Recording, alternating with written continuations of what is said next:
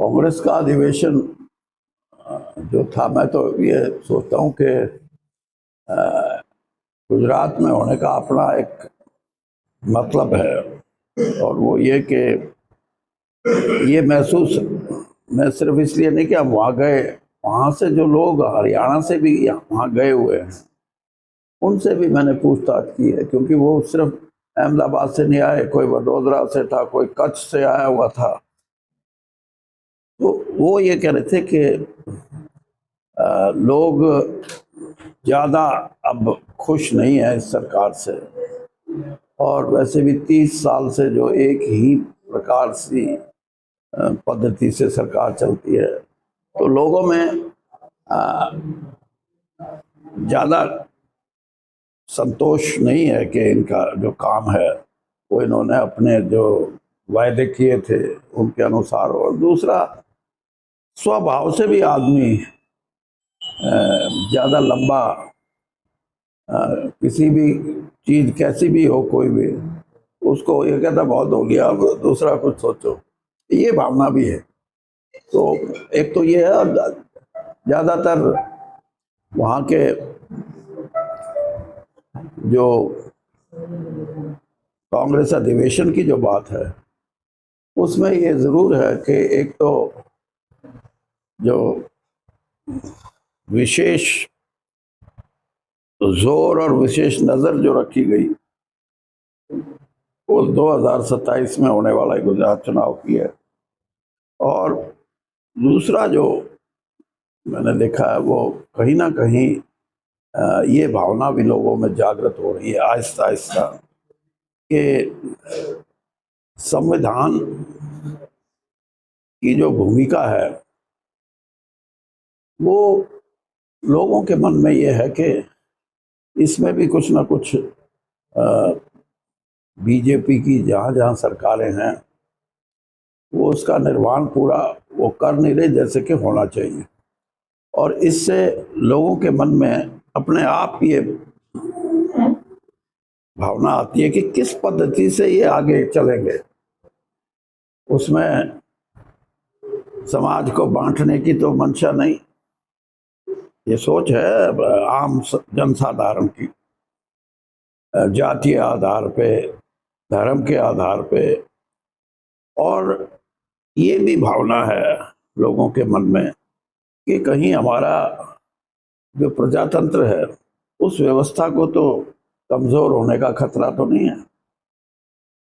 और इतना बड़ा मुल्क है उसमें मैं तो आज भी एक बात कहूँगा कि बेशक बीजेपी अपने आप को ये कहती हो कि हम दुनिया की सबसे बड़ी पार्टी हैं, 20 करोड़ से ऊपर का दावा है उनका, लेकिन जिसको हम पैन इंडिया पार्टी विशेषता, जिसका सारे देश में कहीं ना कुछ हो, वो आज भी उसमें बीजेपी सक्षम नहीं है उस हद तक जिस हद तक कांग्रेस है।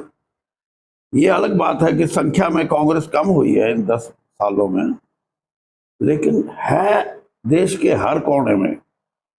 तो इस चीज को भी कांग्रेस ने महसूस किया है कि अगर हम अपने आप को लोगों में जाके लड़ाई को तेज करेंगे, प्रजातंत्र की लड़ाई को, और भारतीय जनता पार्टी की जो सरकार के प्रति लोगों में एक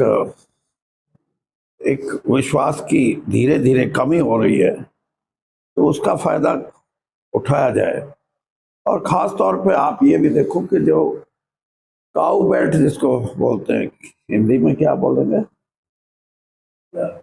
जो भी उत्तरी भारत लगा लो, उत्तरी भारत में ही ज़्यादा भाजपा अपने आप को खड़ा कर सकी है। अभी भी इस देश के 6 राज्य तो ऐसे हैं जो दक्षिणी राज्य हैं जहाँ बीजेपी का कोई जनाधार है नहीं, सिर्फ एक कर्नाटक स्टेट को छोड़ के। मैं जो 6 राज्यों की बात कर रहा हूँ उसमें कर्नाटक एक ऐसी स्टेट है जहाँ उनका कुछ आधार भी है, उन्होंने बनाया, लेकिन बाकी सारा जो साउथ इंडिया है वो बीजेपी की पकड़ से बाहर है। और यहाँ तक की बातें हैं कि इनसे तो अलायंस करते हुए लोग घबराते हैं कि हमारा कहीं। और इसका सबसे बड़ा कारण मैं आपको बताऊं, और मिसाल कि उड़ीसा के अंदर जो पार्टी इनको समर्थन देती रही, बिजू पटनायक जी की पार्टी जो थी, नवीन पटनायक जी की, उसका जन आधार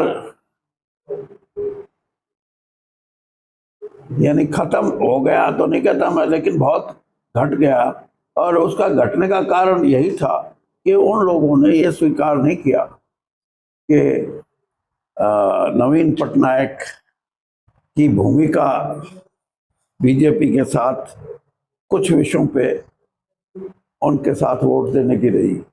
और इसीलिए आज भारतीय जनता पार्टी वहां अपने आप को स्थापित कर गई। तो इसलिए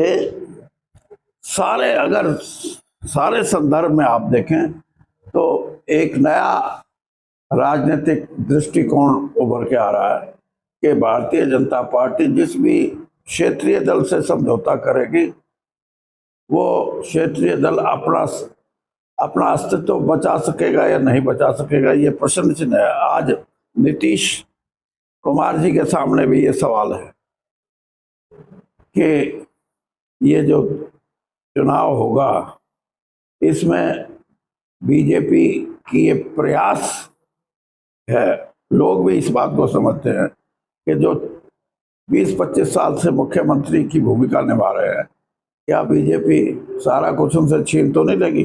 तो इस किस्म का अविश्वास अलायंसेस के अंदर, गठबंधन के अंदर भारतीय जनता पार्टी के प्रति जो हुआ है, वो इशारा करता है कि जनता का जन समर्थन भी कोई अविश्वास की स्थिति में है। उनको भी विश्वास नहीं हो रहा कि ये अपने साथियों के साथ पूरा निभाते हैं या नहीं। क्या कारण है कि कांग्रेस पार्टी अभी तक विपक्ष का नेता निकालने कई बार हो गई, कोई बड़ी बात क्योंकि 1 साल का जो समय निर्धारित हुआ था कि 2025 की लड़ाई सिर्फ कांग्रेस को मजबूती देने की है, उसमें अब ये सारे निर्णय होंगे मुझे लगता है। 14 तारीख को प्रधान में आ रहे हैं, 2 जगह यमुनानगर और देखते हैं। ठीक है यार, कम से कम यहाँ 5 बार तो आए। अब जहाँ से वो MP है वहाँ तो 50वां चक्कर था। तो इतने तो बात तो नहीं होनी चाहिए ना, इतना भेदभाव। तो प्रधानमंत्री 50,000 करोड़